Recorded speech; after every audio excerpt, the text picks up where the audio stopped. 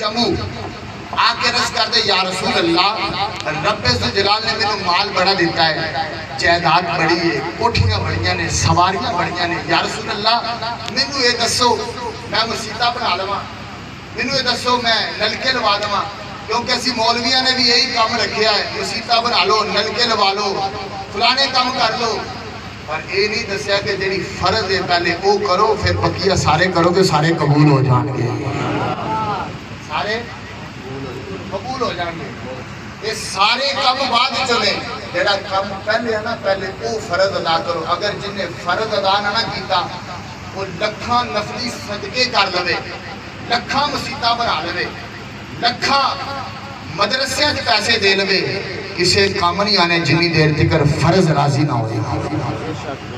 اتنی دیر سی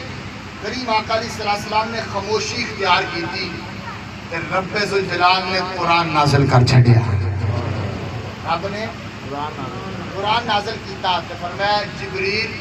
قرآن بھی لے جا تو میرے یار دی بارگاہ کے اندر سلام بھی لے جا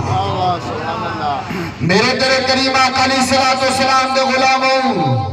قرآن لے کے آنے والے جبریل نے بھیجن والا رب ذوالجلال نے قرآن کے اندر ارشاد فرمایا قل ما انفقتم من خیر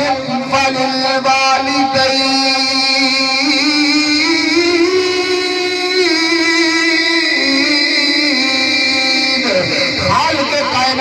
قرآن اندر ارشاد فرمایا رب ذوالجلال نے قرآن اندر ارشاد فرمایا فرمایا محبوبہ اپنے غلامانو دس دو اپنے غلامانو فرما دو اے نمازہ پڑھن ٹھیک ہے روزے رکھن ٹھیک ہے حج کرن ٹھیک ہے فرمایا اے مسجدہ بنانے بھی ٹھیک ہے پر سب نہ پہلے جڑا فرض ہے یا رب العالمین فرض کیا فرمایا مسجد بنانا نفلی ثواب ہے فرمایا مدرسے بنانا نفلی ثواب ہے نلکے لوانا نفلی ثواب فرمایا لوگوں نے کھانا کھلانا نفلی ثواب فرمایا تیرا باپ بڑھا آیا انہوں کپڑے لے آکے دے اے رب راضی ہو جائے گا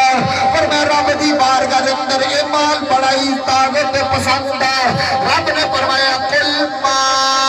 انفقتم من خیر فللوالدین فرمایا اگر تسی چاہتے ہو رب دی بارگاہ دے اندر تیرا مال قبول ہو جائے فرمایا بڑھے ماں باپ دی خدمت کر لے فرمایا رب نے تیرا مال قبول کر لے گا اس گلو آزم چشتی بولے جا فرمایا نا اے مال